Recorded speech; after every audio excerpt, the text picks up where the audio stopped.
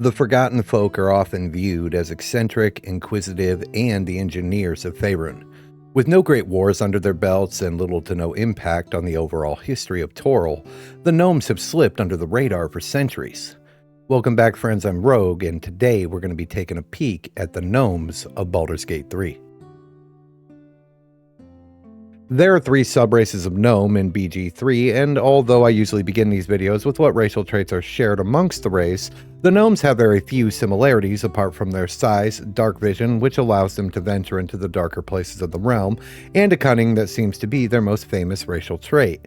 This cunning comes in the form of advantage to saving throws that target a gnome's intelligence, wisdom, or charisma.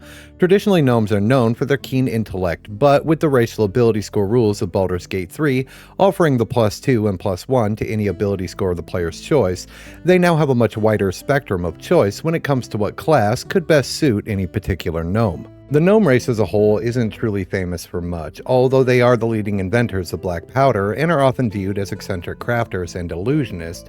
Their racial feats as a whole pale in comparison to the other races of Faerun. Okay, let's take a peek at the 3 subraces of the gnome, and then I'll follow up with my personal opinion. Small and reclusive, the forest gnomes are the rarest and least observed of their kin. They're so rare, in fact, that they were often rediscovered over the centuries of their history.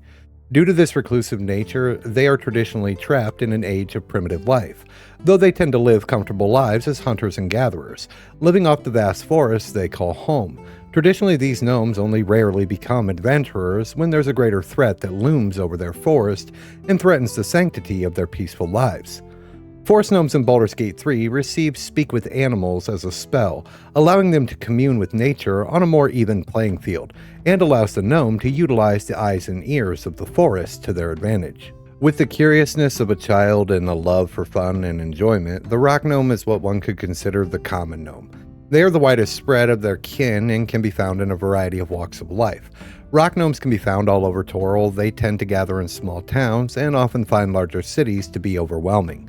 Possessed with a zeal for clockwork designs and a natural affinity for history, the rock gnomes are unmatched in their inquisitive nature, often prone to asking a tirade of questions similar to that of a child and their parent.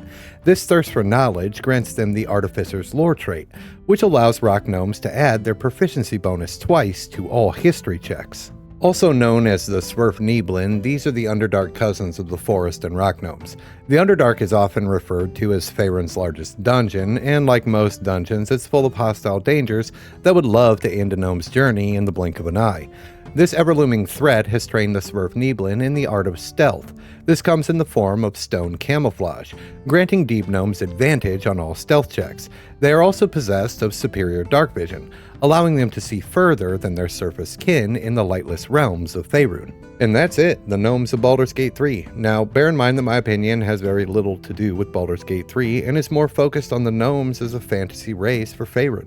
I feel like the gnomes are the bargain bin, bite-sized version of the elves and the dwarves. Sure, they invented gunpowder, and their origin story of being gems, and that their deity Garl Glittergold told them a joke and then led them into the wider world is kinda cool. But they just feel lacking, you know? The forest gnomes resemble the wood or sylvan elf, reclusive and a protector of the forest, typically xenophobic and survives off the land in a perpetual primitive lifestyle. The rock gnome is the quote-unquote common gnome, just like the high elf and traditionally the smart guy of their people, and the widest spread of their kin. And the deep gnome is the drow of the bunch, with the exception that they're good aligned rather than evil, armed with special eyes and a knack for being sneaky. Now, don't get me wrong, I love Belwar from the Dritz books, and a city that's called Blingdenstone, I mean, come on, that's just a badass name for a colony of gem-loving little guys. But I feel like the ball got dropped when the gnomes hit the creation phase of both Dungeons & Dragons and, in turn, Baldur's Gate 3. Compared to the gnomes of Pathfinder, they are a discount version of another race. Now, I played gnomes at the D&D table, and I always tend to dive headlong into the wild and eccentric and evil. It's just fun to play a gnome villain, because I feel like if I don't, I'm simply playing the shadow of a bigger and stronger version of my character, and that sucks.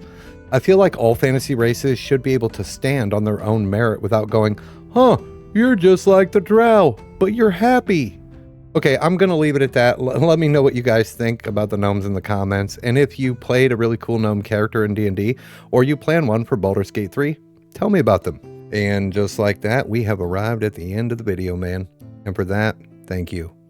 I'll talk to you guys later. Goodbye.